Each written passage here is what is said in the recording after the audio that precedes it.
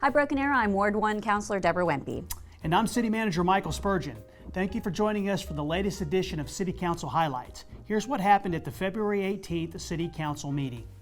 On the consent agenda, Garver LLC was selected to design the widening of 9th Street, or Lynn Lane, between Houston and Washington. This project will widen 9th from 2 lanes up to 5 lanes and add sidewalks.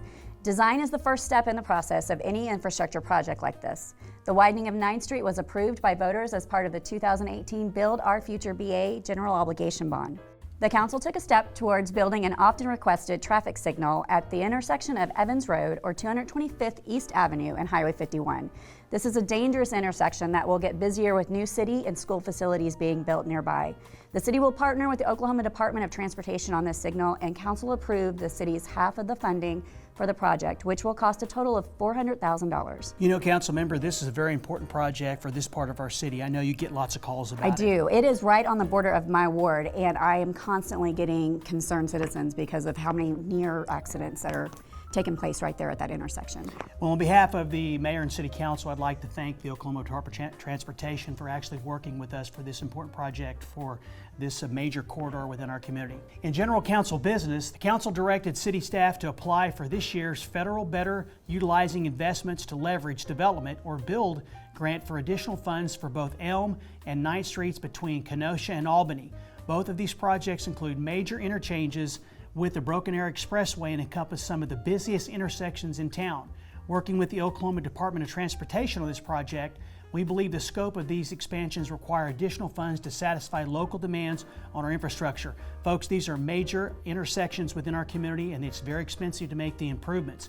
We estimate the total to completely satisfy highway access and arterial and bridge requirements of both Elm and 9th Street could cost anywhere between $50 and $70 million. These are extremely expensive projects, and we definitely want to partner with the state and federal government to come up with the funds to make the improvements. In community updates, on February 11th, we announced the city recently sold 15 acres of land near Aspen and the Creek Turnpike to an organization known as SoundMind Behavior Health. The organization plans to use the site and build a mental health hospital specializing in patients 55 and older suffering from dementia or Alzheimer's. This is great news for the South BA, as the hospital will bring high-paying jobs and attract more daytime traffic to the area. That's great news for a fast-growing part of Broken Arrow. Absolutely, Council Member. I just want to take this opportunity to thank the council, because actually we had to sell the land to the developer, and I want to appreciate all the council did to make sure that we continue to try to focus on growing South Broken Arrow. Absolutely. There's also great news from one of our civic partners. Keep Broken Arrow Beautiful recently received a nearly $3,700 grant for a new monarch butterfly and pollinator garden at Central Park from Keep Oklahoma Beautiful and the Oklahoma Department of Environmental Quality. Here's KBAB's Beverly Forrester with some details. We'd be located in Central Park, right there by the children's playground. If you go there, you'll see a little circular area there, and the garden will just be a big archway of an ornamental garden, and it'll have all the plantings and all the beautiful boulders and things to make it attractive. And upcoming events. Attention parents of preschoolers. Broken Arrow Schools is hosting its annual All Things Pre-K parent meeting at 6:30 p.m. on February 20th at the Kirkland Theater. The event will focus on enrollment details, curriculum, and daily schedules. Visit baschools.org for details. Broken Arrow Public Schools will also host a teacher job fair on Monday, February 24th at Central on Main.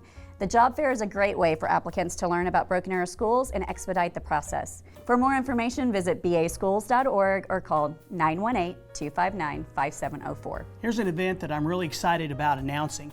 The city's annual Homeowners Association workshop will be held on Saturday, February 29th from 10 a.m. to 1 p.m. at Stony Creek Conference Center. The workshop is a great place to get helpful tips and resources for property owners, renters, and those wanting information on owning a home within a homeowners association. You can register at brokenarrowok.gov/HOA workshop.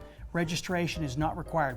You know, Council Member, this is one of the greatest and most well-attended events we have all year long. It is, and it's a great opportunity to meet with city staff or any of the counselors and city leadership.